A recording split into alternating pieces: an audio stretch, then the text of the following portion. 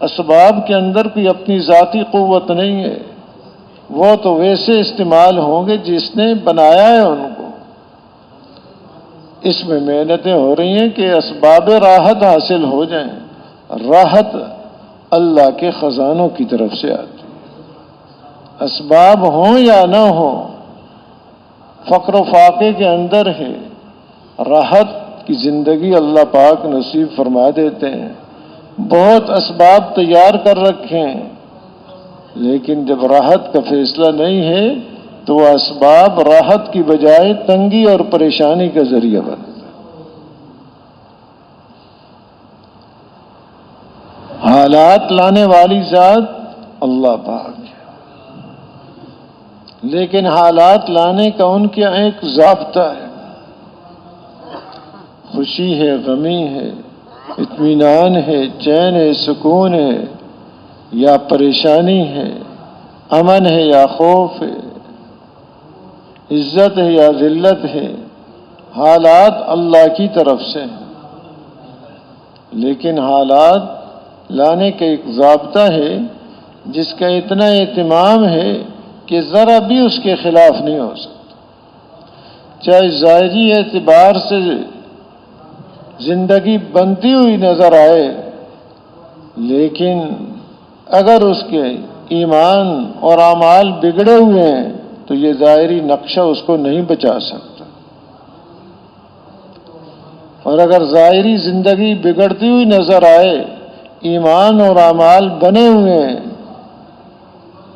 تو اللہ پاک اس کی زندگی کو بنا کر رکھتے ہیں، یہ ظاہری نقشہ اس پر کوئی اثر انداز نہیں ہوتا۔ قارون کا ظاہری نقشہ بڑا بنا ہوا نظر آ رہا ہے، جب نکلتا ہے تو دوسرے بھی للچائی نگاہوں سے دیکھتے ہیں، یا لیت لنا مثل ما اوتی قارون انہ لذو حظ عظیم، کاش کہ ہمیں بھی ایسا مل جائے، بڑے نصیبے والا ہے۔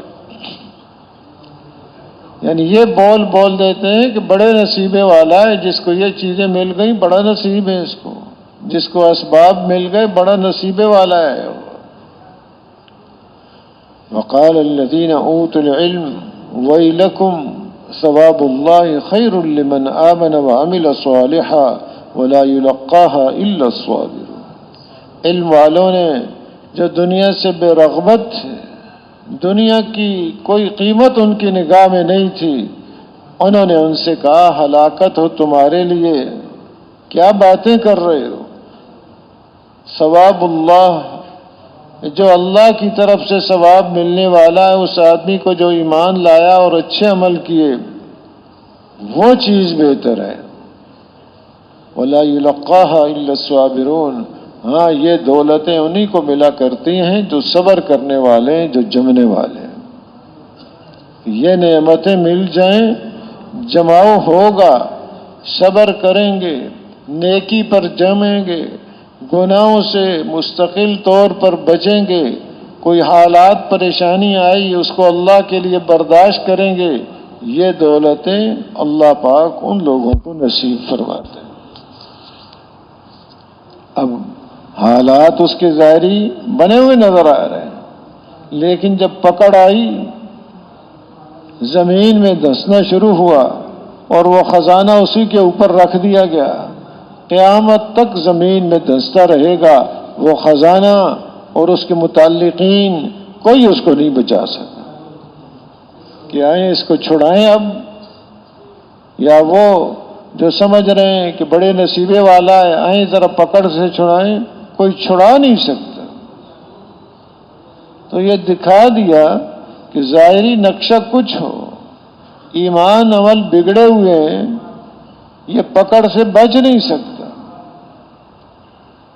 سیدنا یوسف علیہ السلام، اب ظاہری حالات، بھائیوں نے کنویں میں پھینک دیا، 2 دفعہ غلام بنا کر بیچے گئے، اور بہت بڑا حال ایک آیا، اللہ نے اپنے فضل و کرم سے ان کو بچایا کہ دروازے خود بخود کھلتے گئے، جیل میں ڈال دیے گئے، کوئی پرسان حال نہیں ہے، کوئی پیروی کرے ان کے اس بارے میں کہ بھئی ایک آدمی کے پردیسی آدمی ہے،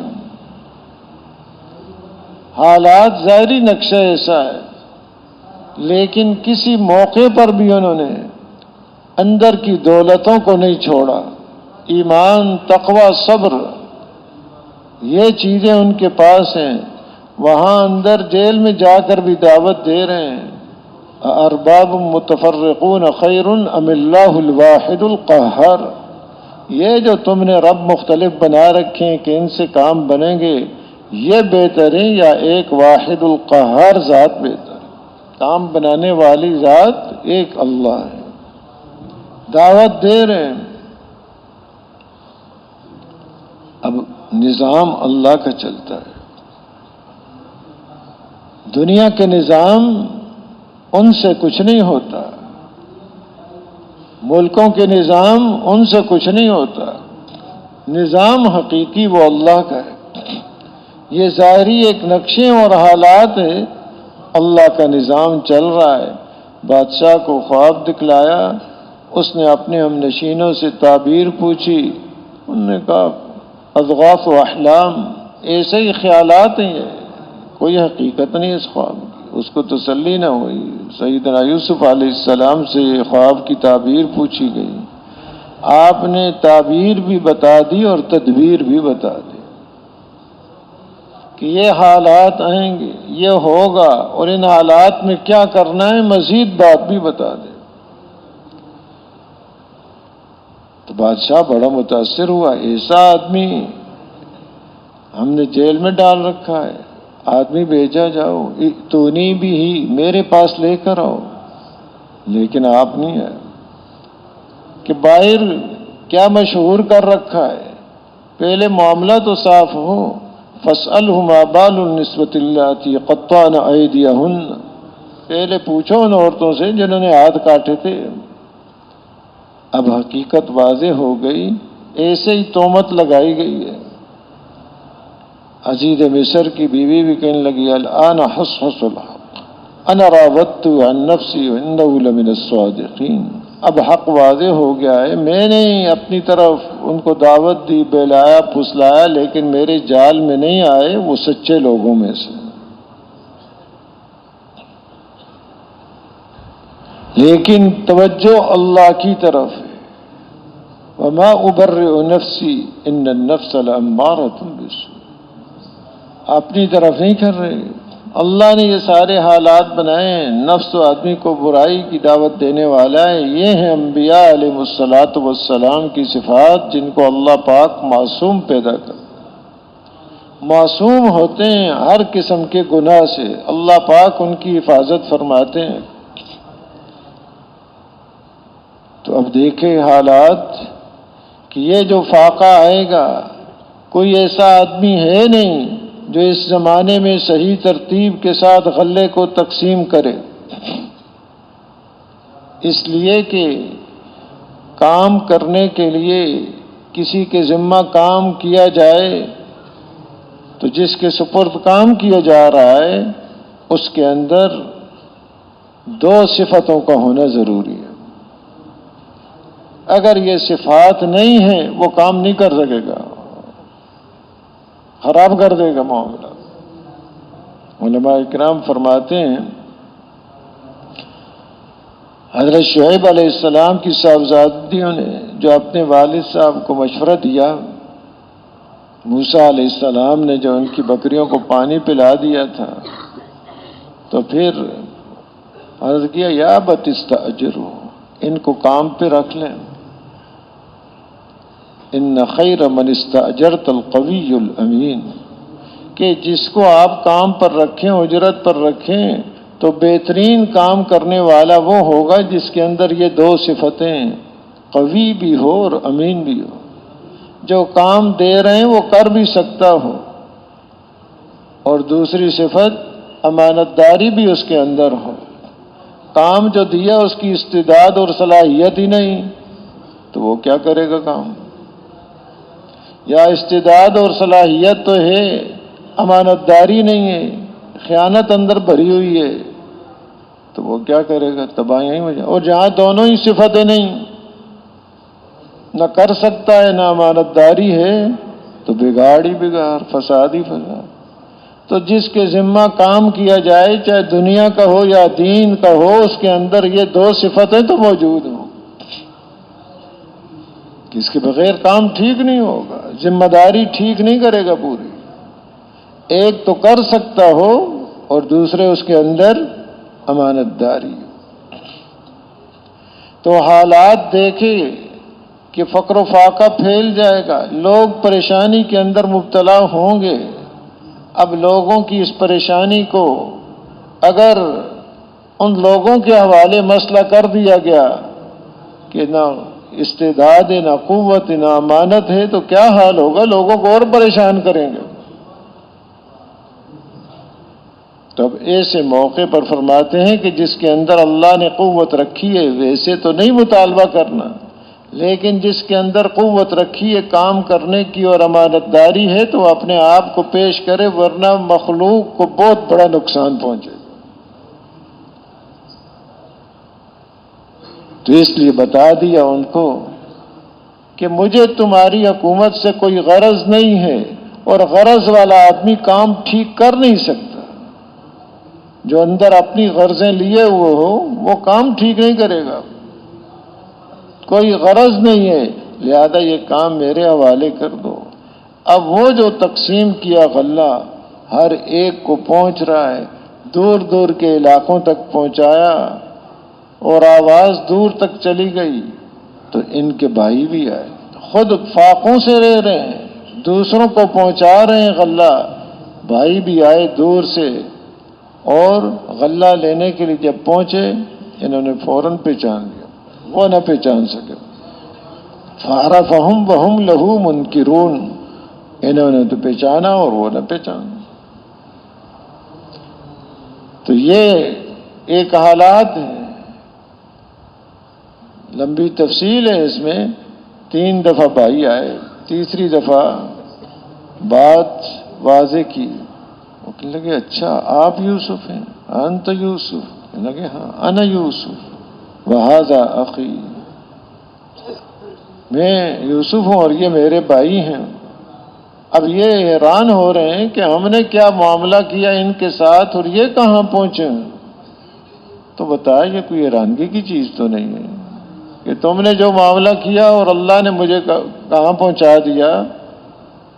اللہ کے ہاں قاعدہ اور قانون ہے، من یتقی ویصبر فإن اللہ لا یضیع اجر المحسنین، کہ جو بھی صبر اختیار کرتا ہے، تقوی اختیار کرتا ہے، اللہ پاک نیکی کرنے والوں کے اجر کو ضائع نہیں کیا کرتا۔ تو یہ ضابطہ ہے، صبر کی دولت اندر موجود ہے، تقوی کی دولت موجود ہے، حالات کیسے ہی آ گئے، حالات کیسے ہی آ گئے۔ اور ایک جگہ فرمایا دشمن چاہے کتنا ہی مکر و فریب کرتا رہے، ان تصبروا وتتقوا لا یضرکم کیدہم شیئا، اگر صبر کو اور تقوی کو اختیار کرو، یہ 2 دولتیں پاس ہیں، دشمن کتنے ہی مکر و فریب کرے، کتنے ہی جال بچھا دے، ذرا برابر ان کا مکر و فریب تمہیں کوئی نقصان نہیں پہنچا سکتا۔ اندر کی قوتیں ہیں، اب یہ بنی ہوئی ہیں، حالات ظاہری نقشہ کچھ بھی ہو، اللہ پاک اس کے حالات کو بنا کے رہے۔ تو اللہ کے ہاں یہ قاعدہ اور قانون ہے، حالات لانے والی ذات وہ ہے، لیکن حالات کے لانے کا ایک ضابطہ اور قانون، کہ یہ اس کی محنت کا رخ کدھر ہے، چیزوں پر محنت کرے، لاکھوں چیزیں بنا دے، محنت کا رخ غلط ہے، اللہ کے ہاں یہ ناکام ہو کے رہے گا۔ اور محنت کا رخ اس کا صحیح ہے، ظاہری نقشہ کچھ بھی نہیں ہے پاس، اللہ پاک اس کو کامیاب کر کے رکھے۔ یہ بنیاد ہے انسان کی محنت کی، اللہ نے اس کو یہ قوتیں استعدادیں دی ہوئی ہیں جس کا ہم اندازہ نہیں کر سکتے۔ عبدیت کی استعداد اس کے اندر، خلافت کی استعداد اس کے اندر ہے، کہ جس سے یہ ترقیاں کر سکتا ہے، آگے بڑھ سکتا ہے، اور یہ کسی مخلوق کو نعمتیں اللہ نے نصیب نہیں فرمائی، اس انسان کو نصیب فرمائی ہیں کہ کتنی بلندیاں۔ ہاں، اپنے رخ کو ٹھیک کر لے،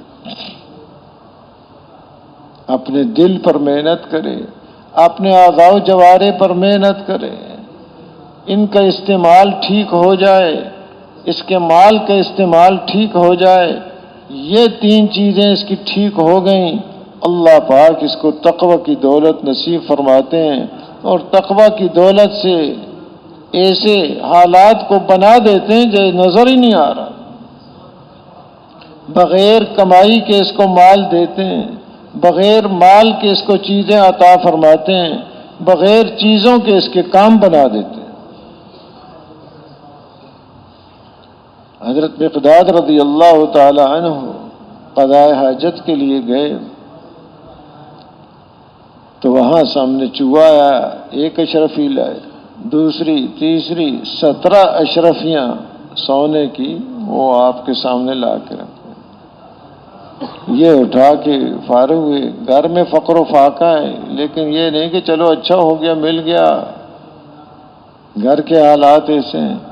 رسول اکرم صلی اللہ علیہ وسلم کی خدمت میں حاضر آپ سے پوچھ رہے ہیں مجھے کیا کرنا چاہیے۔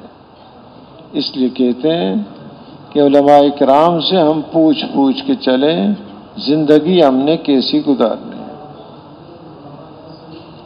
ایسے نہیں دیکھا دیکھی کسی نے مشورہ دے دیا، بھائی اللہ پاک کیا چاہتے ہیں، اس میں رسول اکرم صلی اللہ علیہ وسلم کا کیا طریقہ ہے، یہ ہے مقصود، وہ کر لیا جو اللہ پاک چاہتے ہیں رسول اکرم صلی اللہ علیہ وسلم کے طریقے پر، یہ کامیاب ہو گیا۔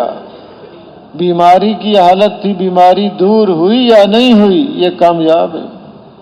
فقر و فاقہ کی حالت میں تھا، وہ دور ہوا یا نہیں ہوا، یہ کامیاب ہے۔ فقر و فاقہ دور ہو گیا تو بھی کامیاب، نہیں دور ہوا تو بھی یہ کامیاب، اور اگر وہ نہ کیا اور فقر و فاقہ دور ہو گیا یہ ناکام ہے۔ اس لیے پوچھ کے اب گئے، حضور اکرم صلی اللہ علیہ وسلم کے سامنے بات بیان کی، آپ نے ارشاد فرمایا، جس میں آیت تلاوت فرمائی، من یتق اللہ یجعل له مخرجا ویرزقه من حیث لا یحتسب، کہ جو تقوی اختیار کر لیتا ہے اللہ پاک ہر تنگی سے اس کے لیے نکلنے کی صورت پیدا کر دیتے ہیں، ہر مشکل حالات سے اس کے لیے نکلنے کی صورت پیدا کر دیتے ہیں۔ جو بھی حالات اس کے اوپر مشکل سے مشکل آئیں گے نکلنے کی صورت ہو، جو بھی پریشانی اس دنیا کے اندر اس پر آئے گی تقوی والے کے لیے راستے اللہ پاک نکل۔ ایسے ہی موت کے وقت اس کے اوپر ایک سختی آئے گی، وہاں سے بھی نکلنے کا راستہ اور آسانی اللہ پاک اس پر فرما دیں گے۔ قبر میں سختی آئے گی، وہاں سے نکلنے کا راستہ بھی اللہ پاک، اس سے بچانے کا راستہ تقوی والے کو نصیب فرمائیں گے۔ میدان محشر کی سختیاں ہیں، وہاں بھی اللہ پاک اس کو حفاظت سے اور محفوظ رکھے۔ کہ یہ دولتیں ایسی ہیں، صرف یہاں کے مسئلے حل نہیں، مال اسباب ان چیزوں سے ہونا سمجھا، ان پر صلاحیتیں لگائیں، ان سے جو ہوگا اگر اول تو ملنا یقینی نہیں ہے، جو محنت کرے گا اس کو مل جائے یہ کوئی یقینی نہیں ہے کہ یہ محنت کر رہا ہوں مجھے مل جائے، اور جو ملا اس سے فائدہ اٹھانا یقینی نہیں ہے۔ مل گیا بہت کچھ، فائدہ نہیں اٹھا سکتا، بہت کچھ اسباب جمع ہیں، کھانے کے لیے منع کیا ہوا یہ چیزیں نہیں استعمال کرتے، دیکھ رہا ہو سفر نہیں کر سکتا، اسباب ہیں وہ چیزیں فائدہ نہیں دے رہی ہیں، اور جو فائدہ اٹھائے گا چاہے ساری دنیا کا مالک بن جائے تو فائدہ کہاں تک اٹھا سکتا ہے؟ موت تک اٹھا سکتا ہے، موت کے بعد وہ فائدہ بالکل نہیں اٹھا سکتا۔ لیکن تقوی کی دولت، ایمان کی دولت، صبر و شکر کی دولت، اچھے اعمال کی دولت یہاں بھی اس کے مسائل کو حل کرے گی، موت کے وقت بھی اس کے مسائل حل ہوں گے، قبر میں اور آخرت میں ہمیشہ ہمیشہ کے لیے یہ چیزیں اس کو کام دیں۔ تو اب محنت کہاں لگائے آدمی؟ اس چیز پر لگائے جو غیر یقینی ہے، ملنا یقینی نہیں، فائدہ یقینی نہیں، فائدہ بھی موت تک ہے، اس کے بعد کوئی نہیں۔ تو آدمی کی سمجھداری یہ ہے، موت کو سامنے رکھ کر، آخرت کی پیشی کو سامنے رکھ کر اپنی زندگی کی ترتیب دے۔ اس کے لیے مجھے کیا چیزیں ضرورت پڑیں گی؟ اس کے لیے ایمان کی ضرورت ہے، تقوی کی دولت ہے، صبر و شکر اور ان صفات کی دولت ہے، صفت احسان کی مجھے ضرورت ہے، جو ہر موقع پہ مجھے یہ چیزیں کام آئیں گی۔ اپنی محنت کرو اس پر۔ اور فرمایا اب یہ ایسے ہی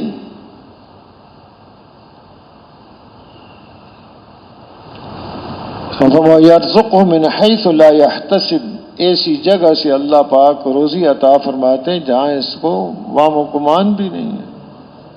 آج تو ایک گمان کی چند جگہ مقرر کر لی ہیں، دکان ہے، دفتر ہے، کھیتی ہے، محنت مزدوری، چند یہ صورتیں اختیار کر رکھی۔ اللہ کے ہاں بے شمار راستے ہیں، کس راستے سے دے گا؟ وہ ان راستوں کا محتاج نہیں جو ہم نے مقرر کر رکھے۔ حسن ابن سفیان رحمۃ اللہ علیہ اور ان کے ساتھی علم حاصل کرنے کے لیے نکلے، حدیث مبارک کے لیے گئے۔ اب وہ اپنے اوپر اپنا خرچہ حدیث پڑھ رہے ہیں اور خرچہ ختم ہو گیا۔ اب یہ کہ کسی سے سوال کریں، مانگیں، تو یہ سوال تو بڑی ذلت کی چیز ہے۔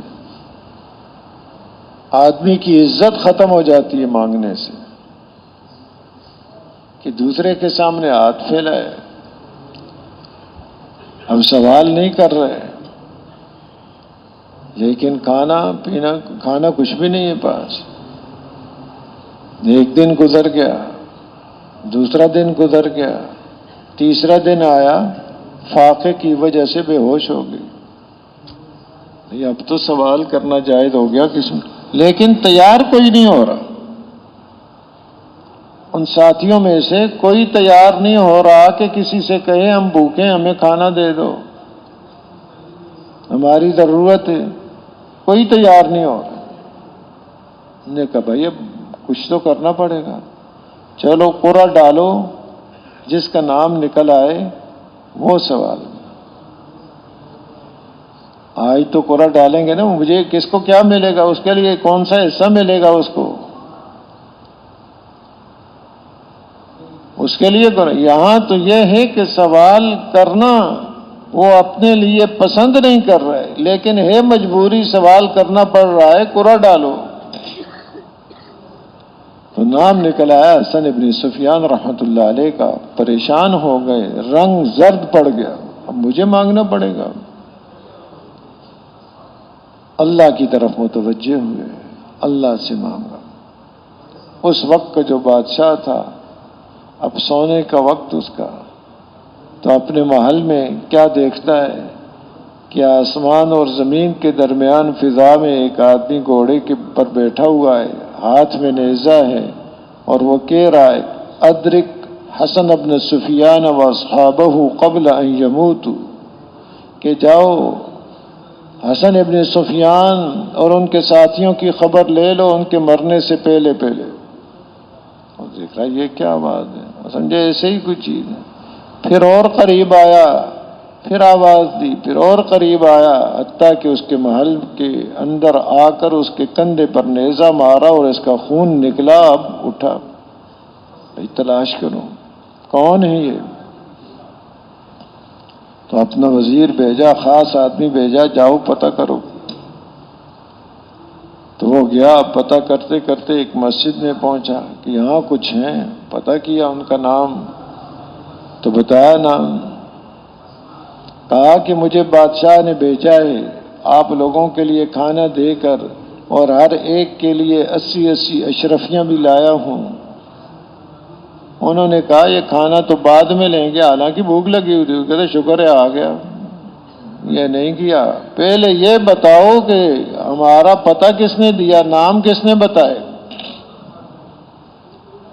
یہاں تو ہمیں کوئی نہیں جانتا، ہم تو علم پڑھنے کے لیے آئے ہوئے ہیں، کوئی لوگوں کو پتے دینے کے لیے یہاں نہیں آئے ہوئے۔ کہ دین کی محنت یہ ایک یکسوئی کے ساتھ ہوتی ہے، دین کا علم ایک یکسوئی کے ساتھ ہوتا ہے۔ اس لیے حضرات کہتے ہیں نکلنے کے زمانے میں اپنی یہ چیزیں نہ دیں، یہ نمبر ہے، یہ پتہ ہے، کہہ دیں یہ مرکز ہے، وہ یہ پتہ ہے بھائی یہاں رائیونڈ مرکز ہے، یہ پتہ ہے، اپنے علاقے کا مرکز۔ ان چیزوں سے بچیں گے تو کچھ ملے گا، ورنہ ان چیزوں نے تو پہلے سے پھنسا رکھا ہے۔ دنیا کی محبت پہلے سے اندر گھسی ہوئی ہے۔ تو انہوں نے کہا کس نے پتہ دیا ہمارا، کس نے بتایا ہم یہاں پر ہیں اور یہ نام ہے؟ تو اس نے وہ قصہ سنایا جو بادشاہ کو پیش آیا، اور ساتھ یہ بتایا کہ یہ میں لے کر آیا ہوں اور صبح خود بادشاہ آ کر آپ کو ملنے آئے گا وہ۔ اب انہیں فکر لگ گئی، ہم تو آئے تھے پڑھنے کے لیے، ادھر تو کچھ اور ہی ہو گیا۔ اب یہاں تو مشہوری ہو گئی، اب تو بزرگ بن گئے، اب تو لوگ آئیں گے، کوئی ہاتھ چومے گا، کوئی کیا کرے گا، پڑھائی تو گئی، کیونکہ اس سے پھر پڑھائیاں نہیں ہوتی، پھر تو اور ہی کچھ چل پڑتا ہے۔ اس کے لیے تو فرمایا العلم لا یعطیک بعضہ حتی تعطیہ کلک وانت علی غرر، علم تھوڑا سا بھی نہیں مل سکتا جب تک کہ اس کو سب کچھ نہ دے دو، ورنہ دھوکے میں ہو، ایک دھوکے میں پڑا ہوا ہے۔ وہ مبارک محنت کہ جس سے علم بھی زندہ ہو جائے، ساری خیریں زندہ ہو جائیں، جب تک اپنا سب کچھ اس کو نہیں دیں گے یہ دولتیں حاصل نہیں ہو سکتی۔ گھر چھوڑا، کاروبار چھوڑا، عزیز و اقارب، رشتہ دار، تعلق والے، گھروں کی راحتیں چھوڑیں، اب اتنی بڑی دولت نصیب ہو جائے وہ تو تبھی مل سکتی ہے جب پوری یکسوئی کے ساتھ اس پر محنت کی جائے کہ یہ فکر جو رسول اکرم صلی اللہ علیہ وسلم کے قلب مبارک میں تھی کہ اس قلب سے زیادہ قیمتی کوئی قلب نہیں، اور اس قلب کے اندر جو فکر ہے اس سے زیادہ قیمتی کسی کی کوئی فکر نہیں۔ اب اتنی بڑی دولت نصیب ہو جائے تو اس کے لیے تو تمام تعلقات کو چھوڑنا پڑے۔ اس لیے کہتے ہیں کہ گھر رابطے نہ ہوں، آپس میں تعارف اسی کام کے اعتبار سے ہو۔ ایک دولت حاصل کرنے، مولانا الیاس صاحب رحمۃ اللہ علیہ کے پاس ایک آدمی آئے، کہنے لگے جی میں فلاں کی دکان پر کام کرتا تھا اور اس نے مجھے دکان سے فارغ کر دیا، اتنے سال ہو گیا، بوڑھا ہو گیا، کوئی میں نے خیانت کی ہو، وقت کی پابندی نہ کی ہو، کوئی ایسی بات بھی نہیں، وہ آپ کے پاس آتے رہتے ہیں، آپ ان سے بات کریں۔ مولانا نے فرمایا ٹھیک ہے بھائی، آئیں گے تو بات کر لیں گے۔ وہ آئی مولانا کے پاس، مولانا نے کہا فلاں آیا تھا اور یہ کہہ رہا تھا کہ آپ نے دکان سے فارغ کر دیا ان کو، کہ جی ہاں، کہ کیا بات ہے، کوئی غلطی کی ہے، کوئی خیانت، کوئی؟ تو انہوں نے بتایا کہ نہیں حضرت، کوئی خیانت نہیں ہے، امانت دار آدمی ہے، وقت کی پوری پابندی ہے، کوئی غلطی نہیں ہے۔ تو بھائی پھر فارغ کیوں کر دیا؟ اب تو بوڑھا ہو گیا، اب تو اور زیادہ اس کا خیال رکھنا چاہیے۔ تو انہوں نے بتایا کہ جی اس نے اپنے بیٹے کے لیے ایک دکان کھول لی ہے۔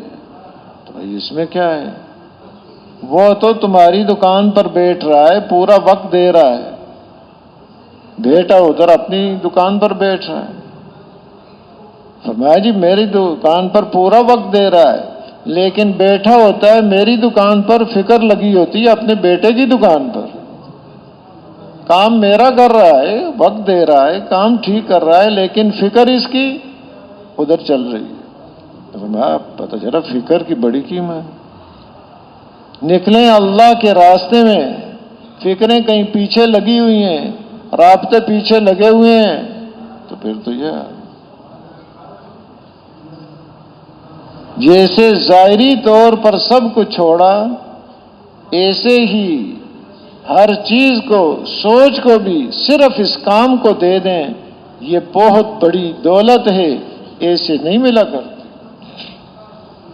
حضور اکرم صلی اللہ علیہ وسلم کی مبارک فکر اس وقت تو پوری یکسوئی چاہیے، پوری توجہ چاہیے۔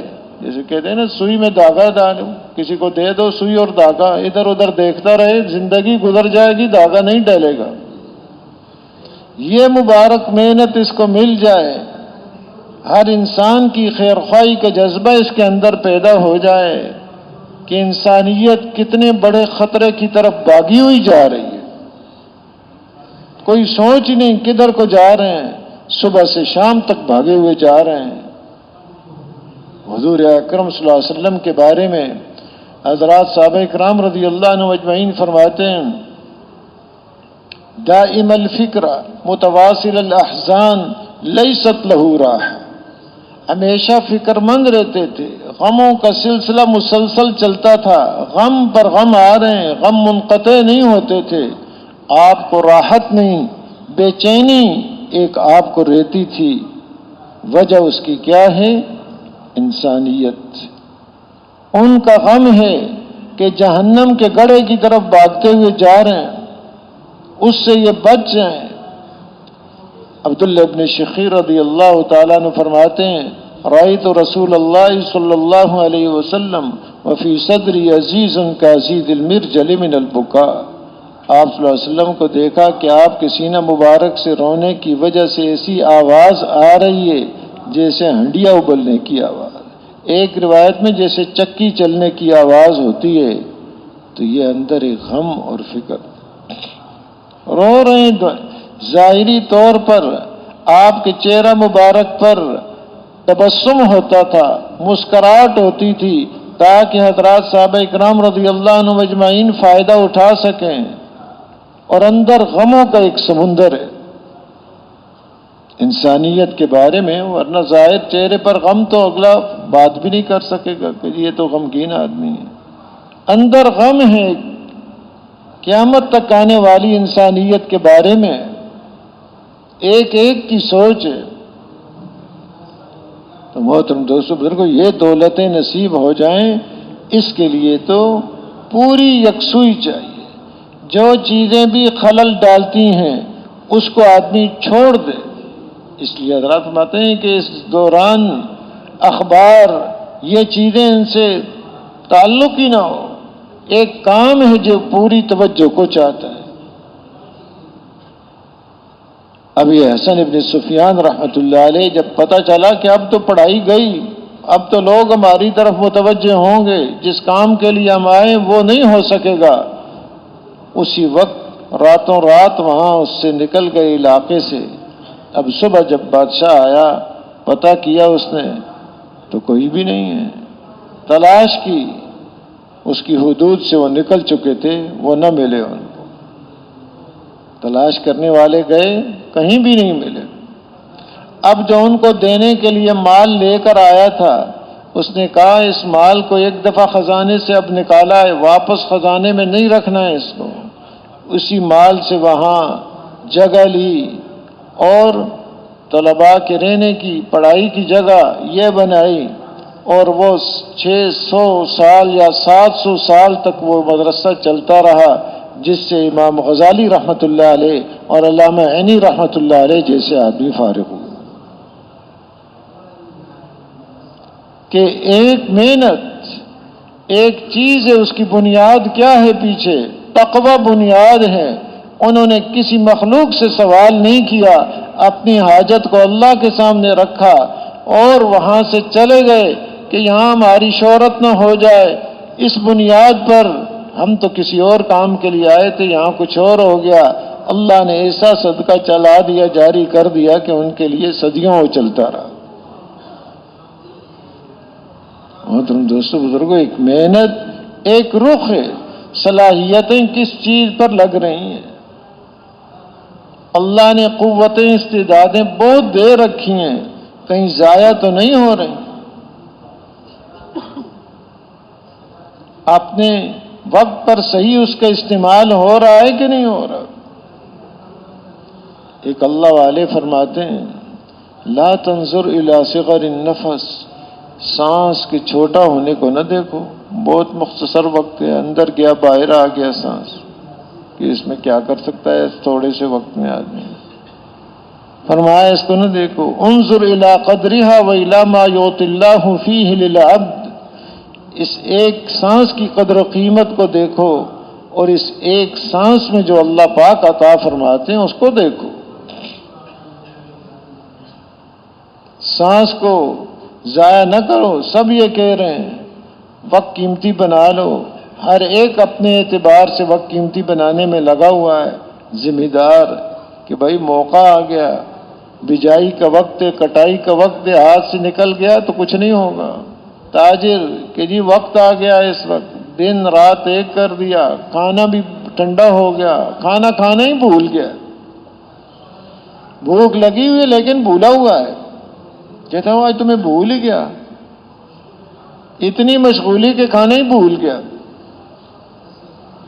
دنیا کے لیے یہ ہو رہا ہے سب کچھ، لیکن اللہ معاف کرے دین کے لیے کہ پہلے ہی جی وہ اتنا انتظام، کھانا رکھا اور اس بھولنے پر خوش ہو رہا ہے، کھانا نہ کھانے پر خوش ہو رہا ہے کہ مشغول رہا میں۔ یہ محنتیں اس رخ کی چل رہی ہیں، وہ اپنے وقت کو قیمتی بنا رہے ہیں کہ ایک کا امتحان سر پر، راتوں کو جاگ رہا ہے، وہ دوائیاں استعمال کر رہا ہے جو نیند کو دور کرتی ہیں کہ سو گیا تو پڑھائی نہیں کر سکوں گا۔ اب اپنے اعتبار سے ان سب نے وقت کو قیمتی بنایا، تاجر نے بھی بہت کما لیا، ذمہ دار نے بھی بڑی فصل اٹھا لی، اور اس نے بھی پاس ہو کر بڑی ڈگریاں حاصل کر لیں، لیکن اللہ کے نزدیک ایک مچھر کے پر کے برابر بھی کوئی قیمت نہیں۔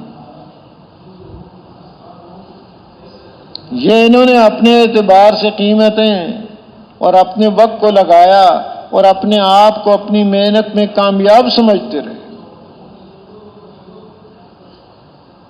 لیکن اللہ کے ہاں کوئی قیمت نہیں۔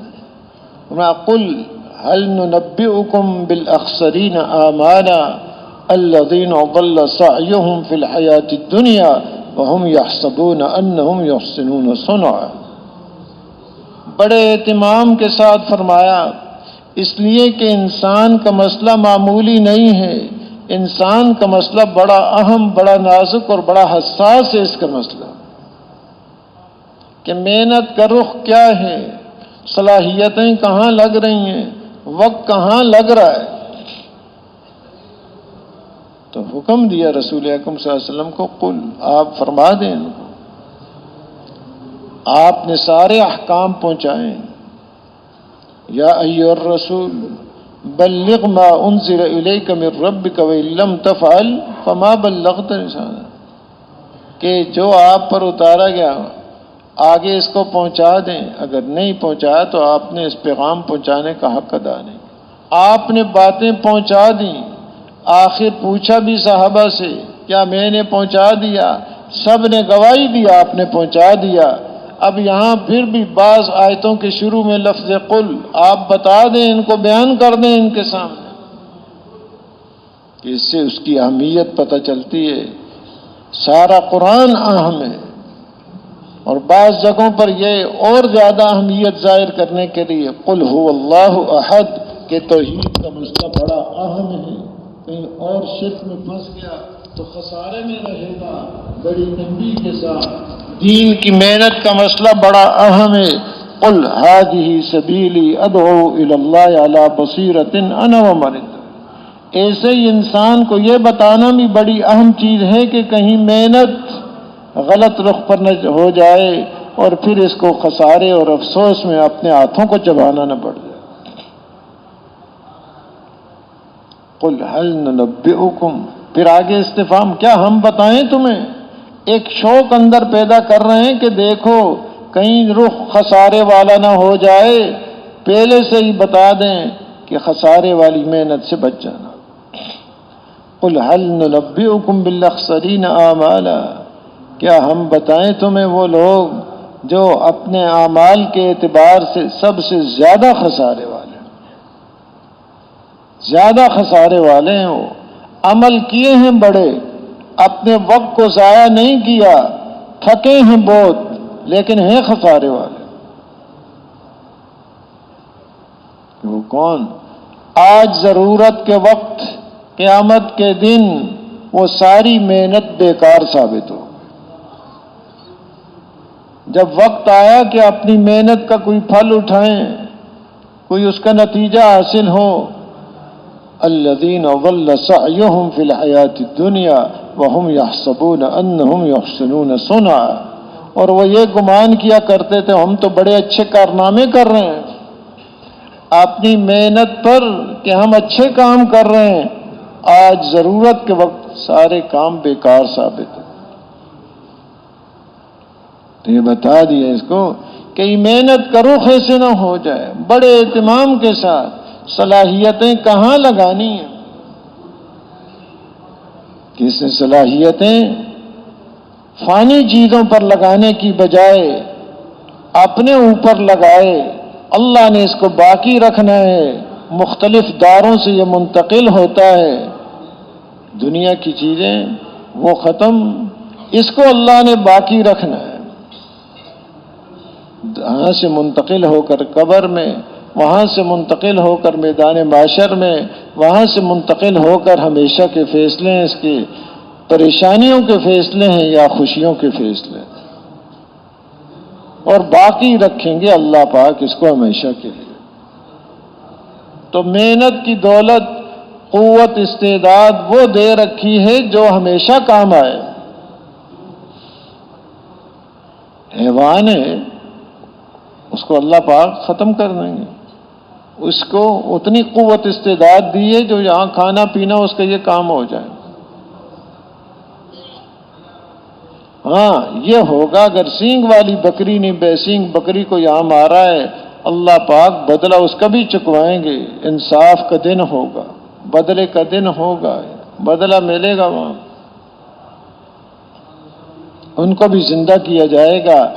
بے سینگ بکری کو سینگ عطا فرمائیں گے، وہ اپنا بدلہ لے لے گی. اب دونوں کو کہا جائے گا مٹی ہو جاؤ. اس وقت وہ انسان جس نے حیوانوں کی طرح محنت کی دنیا میں، وہ دیکھ کر کہے گا یا لیتنی کنت ترابا، کاش میں بھی مٹی ہو جاتا. قوتیں استعدادیں حیوانوں کی طرح نہیں اس کے پاس. اس کو تو انسان بنایا ہے، اشرف المخلوقات بنایا ہے، خاص قدرت سے پیدا فرمایا. خلقتہ بیدی.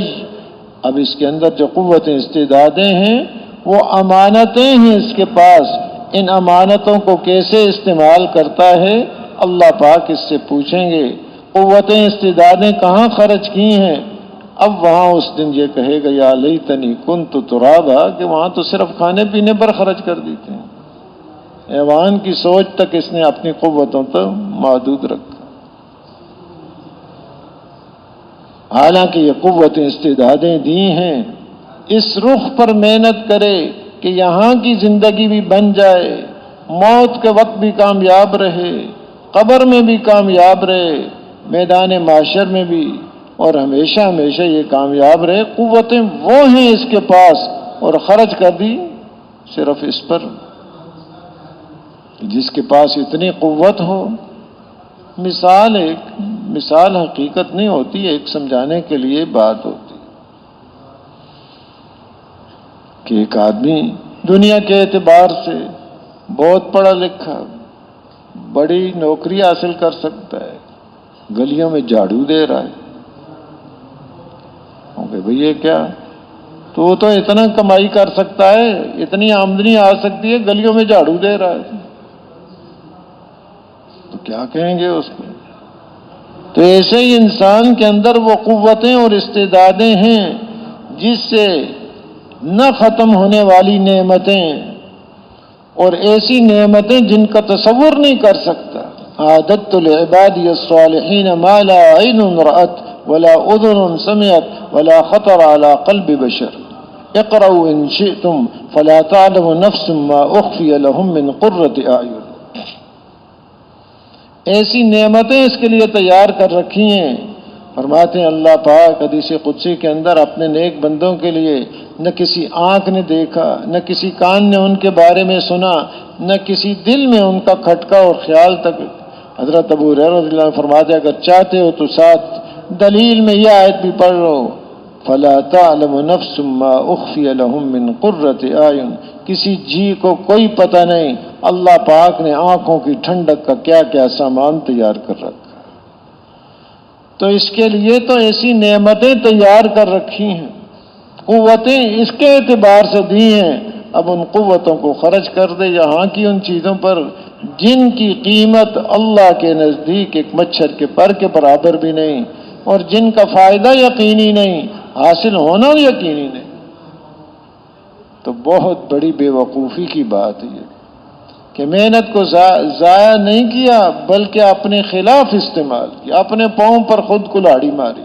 یہ نہیں کہ ضائع ہو رہا ہے وقت، ضائع نہیں ہو رہا، اپنے خلاف پڑتا جا رہا ہے۔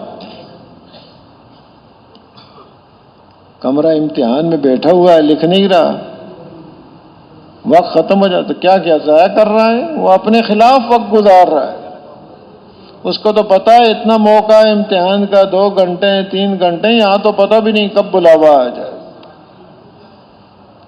تو اپنی قوتوں اور استعدادوں کو کہ وہ عرض یہ کر رہا تھا دنیا کی محنتیں کرنے والے اپنے اعتبار سے، تاجر نے بھی بڑا کمایا، زمیندار نے بھی بہت کمائی کی، اور اس نے بھی بڑی ڈگریاں حاصل کر لی پڑھنے والے نے، لیکن اللہ کے نزدیک کوئی قیمت نہیں ہے۔ وہ سمجھ رہے ہیں ہم نے اپنے وقت کو قیمتی بنایا۔ آئے کہ فرمایا اس ایک سانس کو چھوٹا نہ سمجھو بلکہ اس کی قدر و قیمت کو پہچانو، اور اس ایک سانس میں جو اللہ پاک عطا کرتے ہیں وہ دیکھو۔ ایک سانس میں اللہ پاک کیا دیتے ہیں؟ یہ فانی چیزوں کی تو اللہ کے ہاں کوئی قیمت نہیں ہے۔ فالانفاس جواہر، ہر سانس ایک قیمتی موتی ہے، موتی ہیں اس کے پاس۔ یہ اللہ نے خزانہ سب کو دے رکھا ہے موتیوں کا، یہ سانس ہمارے پاس خزانہ ہے، کوئی فقیر نہیں ہے، یہاں بڑا خزانہ ہے اس کے پاس۔ آگے وہ پوچھتے ہیں حل رأیت احدا یرمی جوہرۃ علی مزبلۃ، اے میرے مخاطب کبھی کسی کو دیکھا ہے کہ موتی کو کوڑا کرکٹ گندگی کے ڈھیروں پر پھینک رہا ہے؟ وہ پوچھتے ہیں تو کیا جواب ہے جی؟ کبھی دیکھا کسی کو موتی پھینک رہا ہے جی؟ کبھی کسی کو جو پھینکے گا تو کیا کہیں گے اس کو؟ اس کا تو بیچارے کا دماغ ٹھیک نہیں۔ حالانکہ سارے دنیا کے موتی ایک دفعہ سبحان اللہ کہنے کے برابر نہیں ہو سکتے۔ اب ایک سانس میں کتنی دفعہ سبحان اللہ کہہ سکتا ہے؟ ایک سانس اس کا کتنا قیمتی ہے۔ قیمت آخرت کے اعتبار سے، دنیا کے اعتبار سے نہیں، جیسے عرض کیا وہ تو سب ضائع ہو جائے گا۔ آخرت کے اعتبار سے جو اللہ کے خزانوں میں ہے کتنا فائدہ اٹھا سکتا ہے، کتنا موقع ہے اس کے پاس۔ اب یہ چیزیں، صلاحیتیں، قوتیں کس رخ پر خرچ ہو جائیں۔ انبیاء علیہ الصلوۃ والسلام محنت فرماتے ہیں کہ چیزوں پر اپنی صلاحیتیں لگانے کی بجائے اپنے اوپر صلاحیتیں لگائے، اپنے دل کو بنائے، اپنے جسم سے نکلنے والے اعمال کو بنائے، ان کا استعمال اور مال کا استعمال اس کا ٹھیک ہو جائے تاکہ اللہ پاک تقوی کی دولت نصیب فرما دے، اور تقوی کی دولت سے اس کے مسائل یہاں کے بھی اور آخرت کے ایسی جگہ سے جہاں گمان بھی نہیں اللہ پاک اس کے حل کر دیں۔ قوتیں اس کے پاس موجود ہیں، صلاحیتیں اس کے پاس موجود ہیں۔ دل پر محنت کرے کہ دل کا تأثر کیا ہے، صرف ایک اللہ کا تأثر دل کے اندر جہاں جہاں سے بھی ہوتا ہوا نظر آ رہا ہے اس چیز کا تأثر اندر بیٹھ گیا، سارے ان تأثرات کو ختم کرے، اللہ کی ذات عالی کا تأثر ہو، لا الہ الا اللہ۔ تمام انبیاء علیہ الصلوۃ والسلام کی مشترک دعوت ہے، اللہ کا ما سوا جو کچھ ہے اس سے نہ ہونے کا یقین، اور اللہ پاک سے سب کچھ ہونے کا یقین۔ یہ اس کی پہلی اور بنیادی ضرورت ہے، کیونکہ چلنا اس نے دل کی بنیادوں پر ہے، دل کی کیفیتوں کے مطابق اس کا چلن ہے۔ دل کی جو کیفیت ہوگی زندگی اس رخ پر ہو۔ حضور اکرم صلی اللہ علیہ وسلم کا ارشاد گرامی کا مفہوم الا ان فی الجسد لمضغہ اذا صلحت صلح الجسد کلہ واذا فسدت فسد الجسد الا وہی القلب، تنبیہات کے ساتھ کہ خبردار، متوجہ ہو جائے کہ انسان کے جسم میں ایک گوشت کا ٹکڑا ہے، اگر وہ درست ہو جاتا ہے، صالح بن جاتا ہے، نیکی والا بن جاتا ہے، سارا جسم اس کا صالح و نیکی بن جاتا ہے، اور اگر وہ بگڑ جاتا ہے سارا جسم بگڑ جاتا ہے۔ پھر فرمایا توجہ سے سن لو، گوشت کا ٹکڑا دل، اللہ نے اس کو بنایا ایک مدار، یہ ٹھیک ہے تو جسم ٹھیک، جسم ٹھیک ہے اعمال ٹھیک، اعمال ٹھیک تو حالات ٹھیک، یہ بگڑا ہوا ہے تو جسم بگڑا ہوا ہے، اعضاء و جوارح سے اعمال بگڑے ہوئے ہیں، اعمال بگڑے ہوئے تو اس کے حالات بگڑے ہوئے، تو مدار اس پر ہے ہر غیر کا تأثر اندر سے ختم ہو جائے، اللہ کی ذات عالی کا تأثر پیدا ہو جائے۔ خالق بھی وہی ہیں، مالک بھی وہی ہیں، تصرف بھی انہی کا چلتا ہے، ظاہری جہاں جہاں سے ہوتا ہوا نظر آ رہا ہے اس کی نفی کر کے صرف ایک اللہ کی ذات کرنے والی، یہ اپنے اندر تأثر پیدا، جہاں جہاں سے خوف اس کو دکھلائی دیتا ہے وہ کچھ نہیں، ڈرنا ہے اور خوف ہے تو صرف اللہ کی ذات، جہاں سے امیدیں وابستہ ہیں کسی سے کوئی امید نہیں، امیدیں وابستہ ہو جائیں صرف ایک اللہ کی ذات سے، یہ پہلی اور بنیادی ضرورت ہے۔ حضرت عبداللہ ابن عباس رضی اللہ تعالی عنہما حضور اکرم صلی اللہ علیہ وسلم کے ساتھ سوار تھے، نوجوان بچے، ابھی آپ ان کو سکھلا رہے ہیں یہ بنیادی بات، اس بات کا یقین کر لو اگر یہ امت جمع ہو جائے تمہیں نفع پہنچانے کے لیے تو یہ نفع نہیں پہنچا سکتے مگر وہی جو اللہ نے تمہارے لیے لکھ دیا ہے، سارے مل کر تمہیں نقصان پہنچانا چاہیں تو نقصان نہیں پہنچا سکتے مگر وہ جو اللہ نے تمہارے خلاف لکھ دیا۔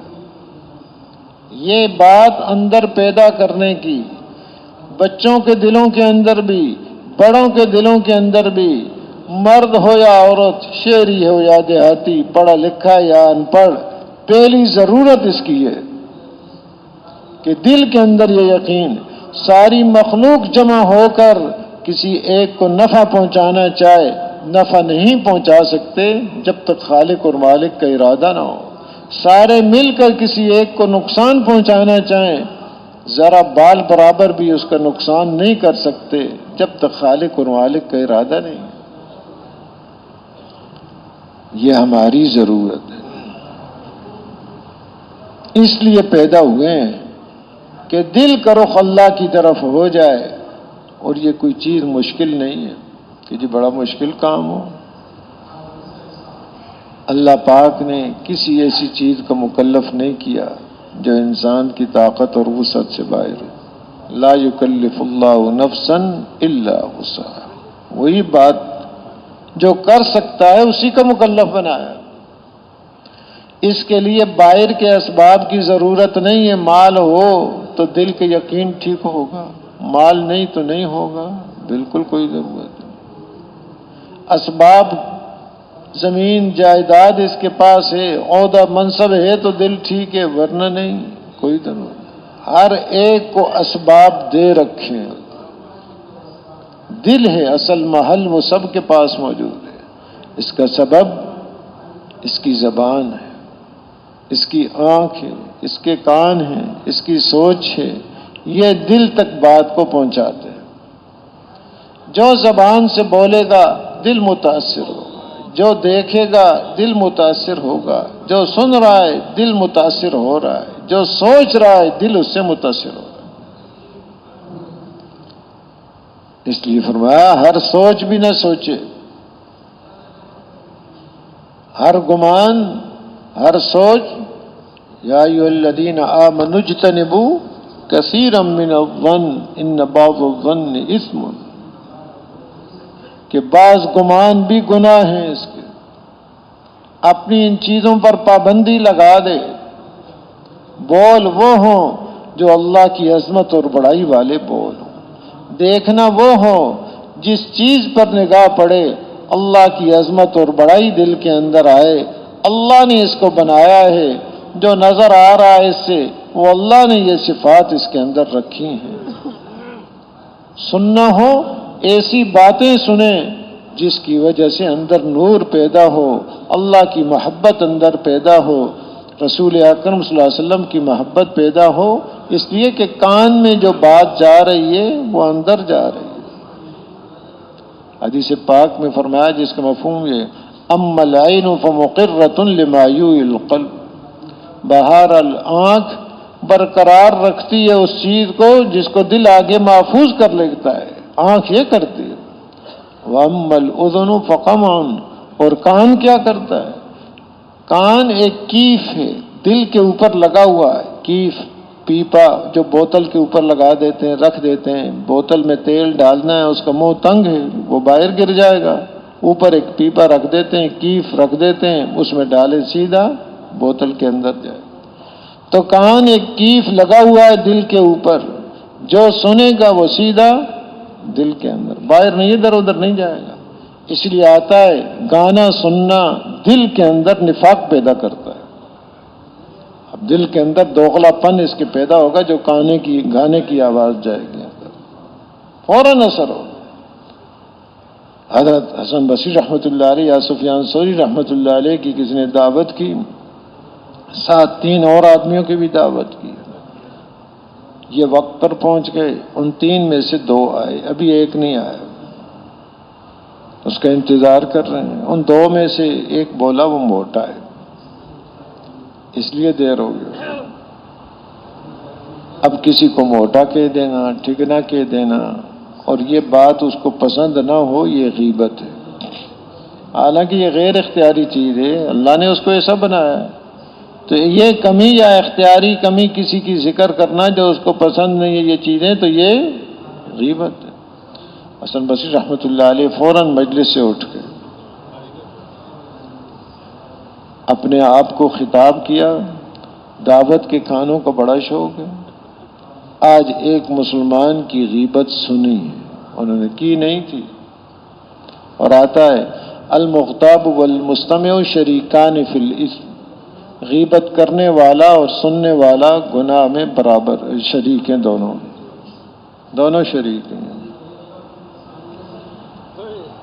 اب فکر لگ گئی کہ دل کے اوپر اس کا اثر پڑتا ہے، دل کے اوپر سیاہ دھبا لگ گیا، اس کا کیا بنے گا؟ کپڑوں پر لگ جائے تو فوراً فکر ہوتی ہے، بھائی کپڑے پر دھبے لگے ہوئے ہیں۔ ان کو فکر تھی دل پر کہیں دھبے اور نشانات نہ لگ جائیں، فوراً دل کو صاف کرنے کی فکر لگی، کھانا نہیں کھایا، 3 دن روزے رکھے، دل کی صفائی ہو جائے۔ تو جو بات اندر جا رہی ہے وہ اثر رکھ رہی ہے۔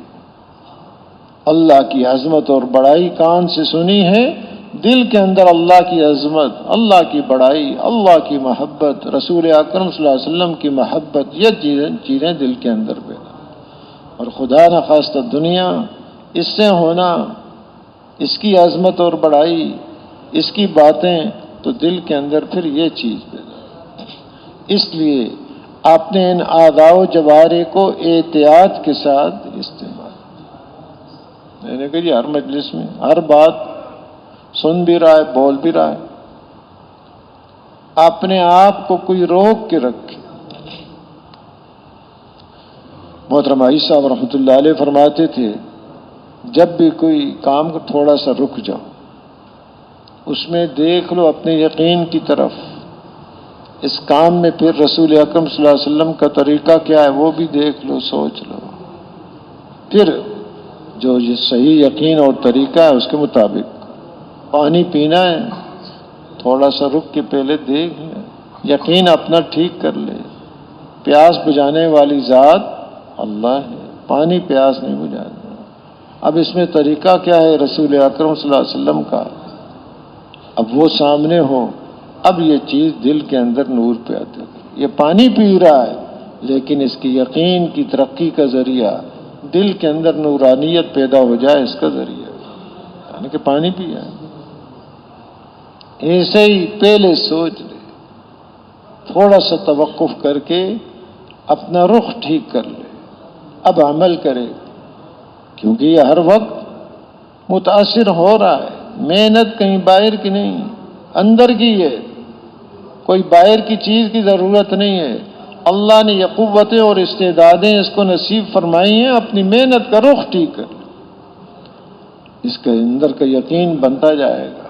جسم سے نکلنے والے اعمال، ان اعمال کے لیے بھی کوئی باہر کی چیزوں کی ضرورت نہیں ہے کہ اس کی آنکھ تب دیکھے گی جب اس کے پاس مال ہوگا۔ غریب آدمی کی آنکھ نہیں دیکھتی۔ کان تب سنیں گے جب اس کے پاس جائیداد ہوگی۔ یہ غریب آدمی کے کان نہیں سنتے، یہ بات نہیں ہے۔ مال ہے یا نہیں ہے اس کی آنکھ دیکھے گی، زبان بول رہی ہے، کان اپنا کام کر رہے ہیں، اس پر موقوف نہیں۔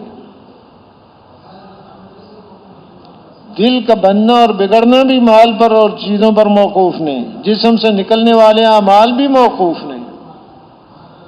ہاں، جسم سے جو اعمال نکل رہے ہیں، اعضاء و جوارح جو کام کر رہے ہیں، ان کا تعلق دل کے ساتھ ہے۔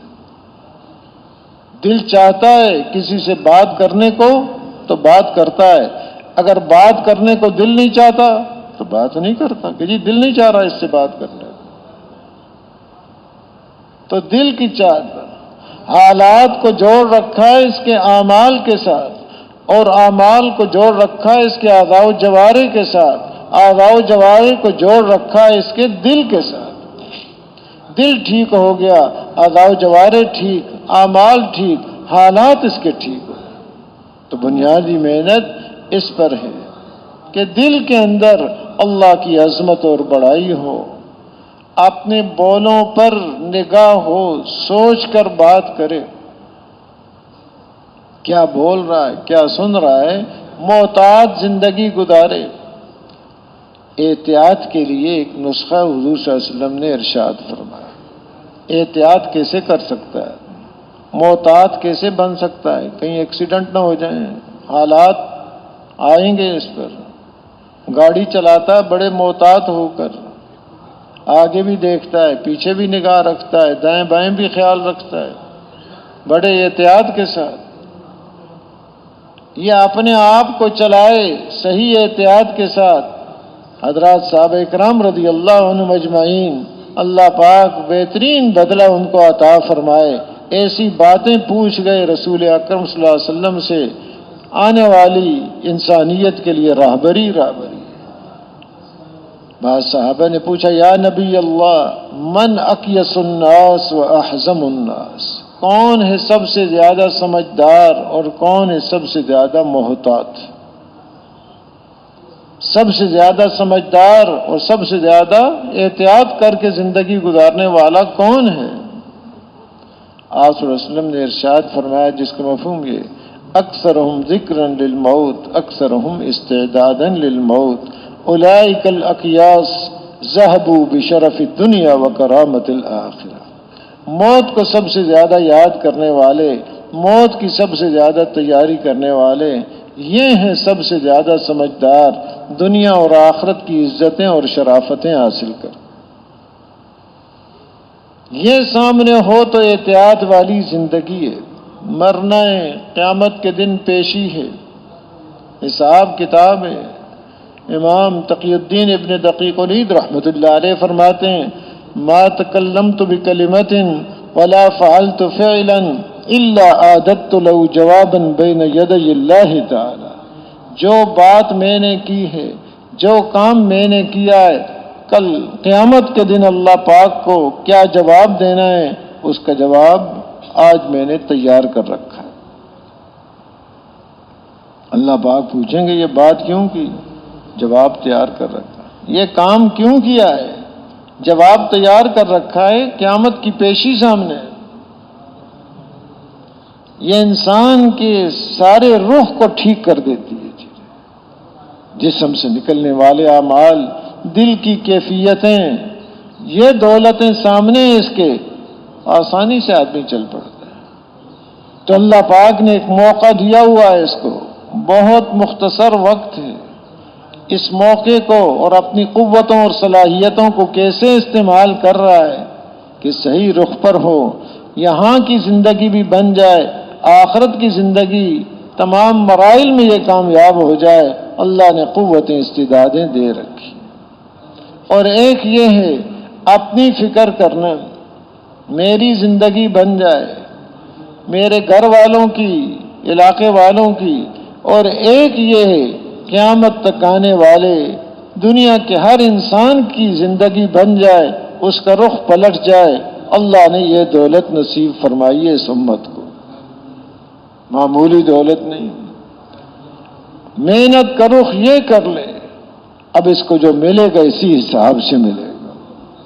اللہ نے فضل و کرم سے اس گئے گزرے دور میں وہ دولت نصیب فرمائی، اجتماعیت کے ساتھ، عمومیت کے ساتھ، نقل و حرکت کے ساتھ، بے لوث بے غرض ہو کر، کچھ نہیں چاہیے، صرف اللہ راضی ہو جائیں، یہ بات چاہیے۔ اپنا سب کچھ لگانا ہے، کس لیے؟ اللہ راضی ہو جائیں۔ اللہ نے یہ دولتیں نصیب فرمائی ہیں، جتنا اس پر شکر کریں گے اور قدردانی کریں گے، اللہ پاک اتنا اس میں آگے بڑھائیں گے۔ کیا خیال ہے؟ تیار ہیں جی اس کے لیے؟ گزارش ہے، مقصد کام ہے، مقصد محنت ہے، یہ بات محنت کے لیے ہے، ایک کام کے لیے۔ تو جب تک یہاں سے جانے کے لیے نہ کہا جائے، ہم سب بیٹھے رہیں۔ انسان ہیں، ضرورتیں ہیں، تقاضے ہیں، حاجتیں ہیں، جو اب تک بیٹھے رہے، آئندہ بھی ہم تھوڑی دیر کے لیے بیٹھ جائیں، مجمع کے جمنے کا ذریعہ بنیں۔ مہمانوں سے بھی یہی گزارش ہے، تعاونوا علی البر والتقوی۔ اصل مقصود ایک کام ہے کہ امت ایک کام پر آ جائے۔ تو فرمائیں جن کے قوائف پورے ہیں، بیرون کے لیے سال اور 7 ماہ کے لیے کون کون بھائی تیار ہے؟ فرمائیں ماشاءاللہ، اپنی جگہ پر کھڑے ہو جائیں، ماشاءاللہ، اور فرمائیں، اور فرمائیں، اور ہمت کریں، ماشاءاللہ ماشاءاللہ ماشاءاللہ ماشاءاللہ۔ تشریف رکھیں، تشریف رکھیں، اپنی جماعتیں بنا کر تشریف رکھیں، تشریف رکھیں، تشریف رکھیں، بیٹھ جائیں۔ بیٹھنے کے لیے یہ کھڑا ہونا، پھر بیٹھ جائیں آپ، دوسروں کے لیے جمنے کا ہم ذریعہ بنے، جو جا رہے ہیں ان کو بٹھا لیں۔ ایسے ہی اندرون سال الحمدللہ جماعتیں چلتی ہیں اور بڑا کام ہوتا ہے۔ ایسی جگہ پہنچ جاتے ہیں جہاں بعض دفعہ جماعت نہیں پہنچتی، تو اندرون سال کے لیے فرمائے کون کون بھائی تیار؟ فرمائے ماشاءاللہ، اندرون سال، اور ہمت کریں ماشاءاللہ، اور ہمت کریں ماشاءاللہ، اور ہمت فرمائیں، اور ہمت فرمائیں، اور ہمت فرمائیں، ماشاءاللہ ماشاءاللہ۔ تشریف رکھیں، جماعتیں مکمل کر کے اپنے تشریف لائیں۔ ایسے ہی مہمان ہمارے ماشاءاللہ تشریف لا رہے ہیں، بڑی قربانی ہے، اور ان کی برکت سے ہمارا کام بہت آگے بڑھ جاتا ہے، بڑا احسان ہے ان کا ہمارے اوپر۔ مہمانوں کے ساتھ ہماری تشکیل ہو جائے، ملکوں کے کام کا ثواب۔ تو پرانے حضرات سے گزارش ہے کہ مہمانوں کے ساتھ تشکیل ہو، چاہے اپنی جماعت بنا کے لے کر آئے ہیں ان کی ترتیب بنا دیں، اور باقی ساتھی مہمانوں کے ساتھ۔ تو فرمائیں کون کون بھائی تیار ہیں جی؟ مہمانوں کے ساتھ تشکیل ہو جائے، کھڑے ہو جائیں اپنی جگہ پر، کھڑے ہو جائیں دربار، اور ہمت فرمائیں، اور ہمت فرمائیں، مہمانوں کے ساتھ تشکیل فرمائیں ماشاءاللہ، فرمائیں ماشاءاللہ۔ تشریف رکھیں، تشکیل والوں سے عرض کر دیں کہ ہماری تشکیل مہمانوں کے ساتھ۔ ایسے قریب کے علاقوں میں بہت تشکیلیں شہروں میں ہو جاتی ہیں، دور دراز کے علاقے رہ جاتے ہیں۔ سردی ہو یا گرمی، ان چیزوں کو نہیں دیکھنا، دیکھنا ہے تقاضے اور ضرورت کو۔ تو دور سے دور جانے کے لیے کون بھائی تیار ہے؟ فرمائے ماشاءاللہ، کھڑے ہو جائیں، کھڑے ہو جائیں۔ پیدل جماعتوں کی نصرت بھی ہوتی ہے، اور 4 مہینے میں چلنے والے ان کی بھی تشکیل ہو سکتی، سالانہ چلہ ان کی بھی، فرمائے دور سے دور کے لیے ماشاء اللہ ماشاء اللہ ماشاء اللہ، اور ہمت کریں، ہمت فرمائے ماشاء اللہ، تشریف رکھیں، تشکیل والوں سے عرض کر دیں کہ ہماری دور سے دور ہو۔